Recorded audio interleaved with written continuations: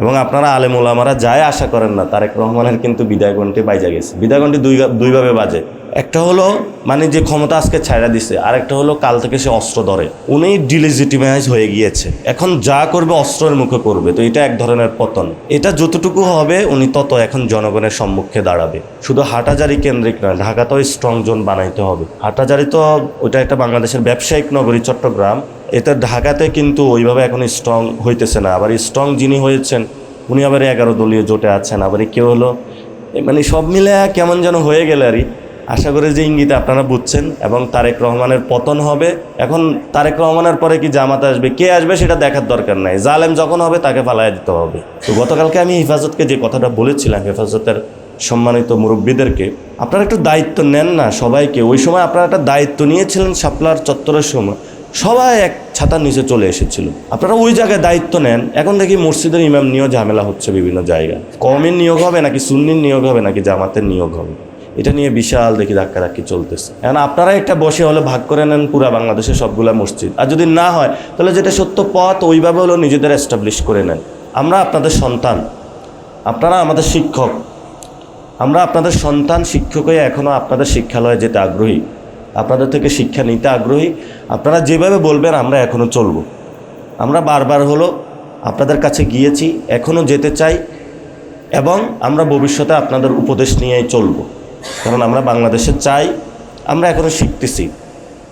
আপনাদের লাইফের যে এক্সপিরিয়েন্স, আপনাদের লাইফের যে জেল জীবন, এটা আমাদের উপরে আসে নাই এখনও। অনেক জীবনের কত উত্থান পতন দেখে আপনারা এই জায়গায় এসেছেন, অনেক শাসন দেখেছেন আপনারা। ফলত আপনারা আমাদেরকে উপদেশ দিবেন। আমাদের যে রক্তটা আছে এটা আপনারা ব্যবহার করেন, আমাদের যে শক্তিটা আছে গায়ে এটা আপনাকে ব্যবহার করেন। আপনার জায়গায় আমাদের সেই বুদ্ধিটা এখনও নাই। এই জন্য আমরা আস্তে আস্তে একটু চলার চেষ্টা করি, কোন জমে ঠাস করে হলে পড়ে যাই। বাচ্চা যদি জোরে দৌড় দেয় তাহলে তো প্রবলেম। তবে সবাই আমাদেরকে একটু বাচ্চা মনে করলো, আমরা স্টেটটা খুব কাছ থেকে দেখার সুযোগ পেয়েছি। সেই জায়গা থেকে যেটা বলবো, বাংলাদেশের স্টেট যেটা আছে এটা একটা ভঙ্গুর স্টেট। বাংলাদেশ রাষ্ট্র যতটুকু সীমানা পেয়েছে, এই সীমানা দিয়ে আপনি একটা শক্তিশালী রাষ্ট্র গড়তে পারবেন না। এটা লাইক দ্যাট আপনি একটা ঘর বানাইছেন, বাথরুম নাই, ছাদে ওঠার জায়গা নাই, বারান্দা নাই, কোনো কিছু নাই, জাস্ট কতগুলো পিলার দিয়ে আছে। বাংলাদেশ রাষ্ট্রের যে সীমানা যতটুকু পেয়েছি, ওই সময় যে জয় বাংলা স্লোগান ছিল, ইন্দিরা গান্ধী বলছিল যে মুজিব থামো, এতটুকু পর্যন্ত ওই সীমানায়, নাহলে কিন্তু তোমাকে করলে খালাস করে দিব। মুজিব সেখানে হলো পদানত হয়ে গেছে, সিজদা দিয়ে দিছে।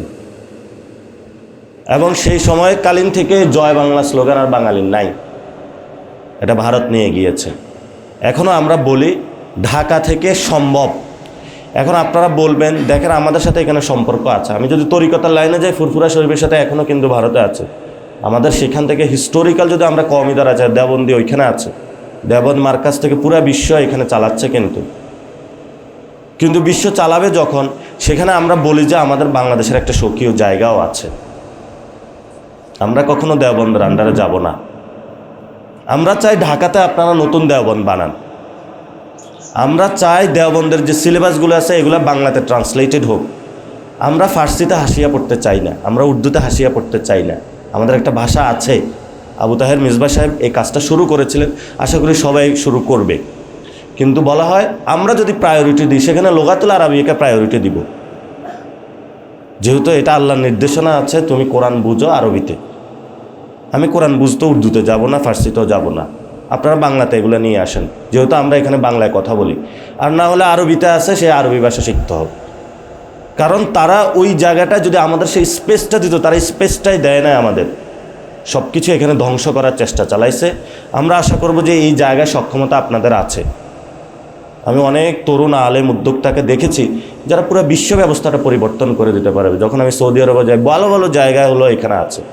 আপনার জাস্ট কওমি মাদ্রাসা যারা আছে সৌদি আরবে, যদি তাদের সে লিঙ্ক আপটা করে দেওয়া হয়, পুরো বাংলাদেশের অর্থনৈতিক ব্যবস্থা পরিবর্তন হয়ে যাবে। ওইখানে বাংলাদেশে যারা যায় আরবি কোনো শব্দই বলতে পারে না, অথচ কওমিতে যারা পড়াশোনা করে শুরু থেকে একটা হলো আরবি বলতে পারে। তো এই লিঙ্কিংটা কেন হয় নাই? আমরা এই জিনিসটা করতে চাইবো ইনশাআল্লাহ ভবিষ্যতে।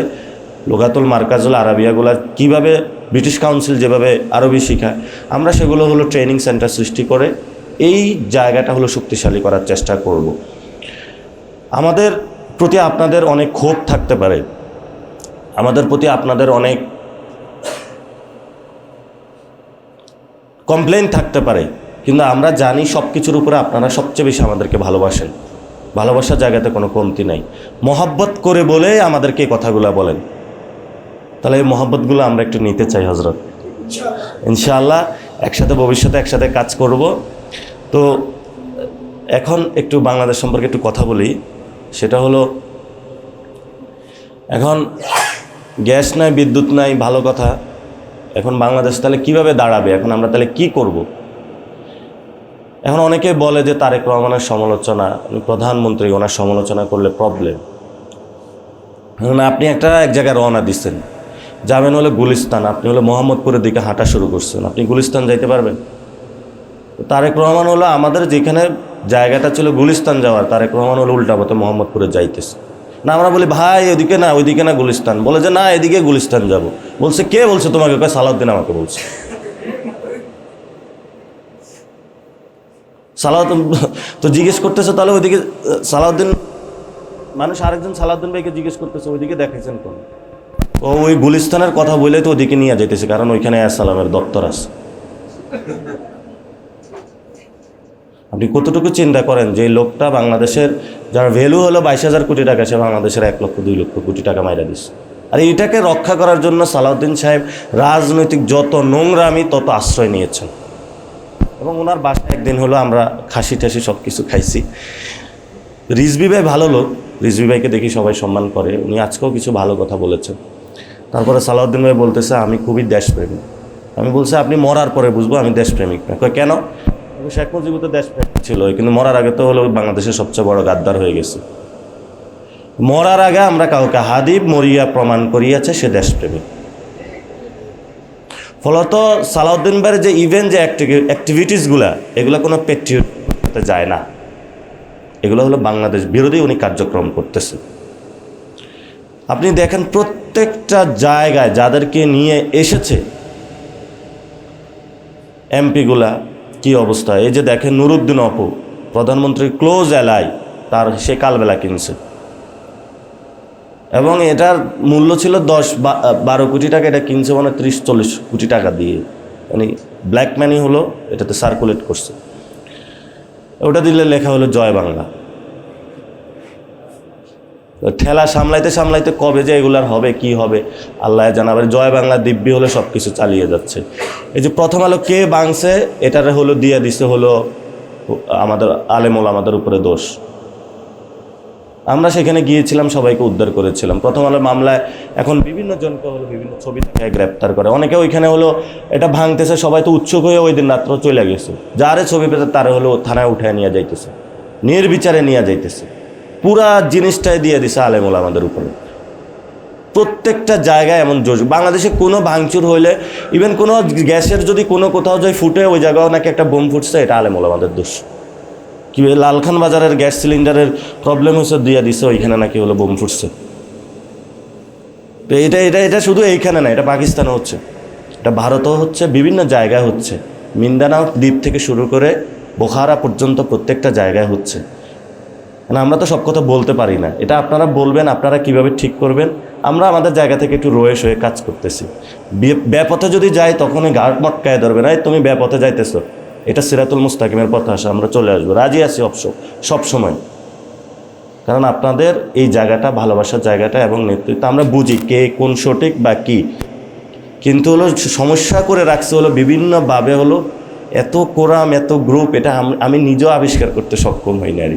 তো গতকালকে আমি হেফাজতকে যে কথাটা বলেছিলাম, হেফাজতের সম্মানিত মুরব্বীদেরকে, আপনারা একটু দায়িত্ব নেন না সবাইকে। ওই সময় আপনারা একটা দায়িত্ব নিয়েছিলেন, শাপলার চত্বরের সময় সবাই এক ছাতার নিচে চলে এসেছিল, আপনারা ওই জায়গায় দায়িত্ব নেন। এখন দেখি মসজিদের ইমাম নিয়েও ঝামেলা হচ্ছে বিভিন্ন জায়গায়, কওমির নিয়োগ হবে নাকি সুন্নির নিয়োগ হবে নাকি জামাতের নিয়োগ হবে, এটা নিয়ে বিশাল দেখি ধাক্কাধাক্কি চলতেছে। যাবেটা কোথায়?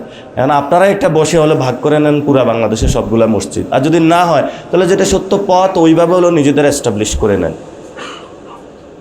আমরা ওই সময় শুনেছিলাম যে হলো ইসলামিক ফাউন্ডেশনে খতিব কে হবে, এটা নিয়ে আবারই হলো সুন্নি ভাইদের থেকে ফোন, আমাদের পক্ষ থেকে কেন খতিব দেওয়া হয়নি। তো আমি জিজ্ঞেস করলাম, গত 17 বছর ধরে শেখ হাসিনার সাথে মিলে চালাইছেন বাংলা ইসলামিক ফাউন্ডেশনে, কী উন্নয়ন করছেন আপনি?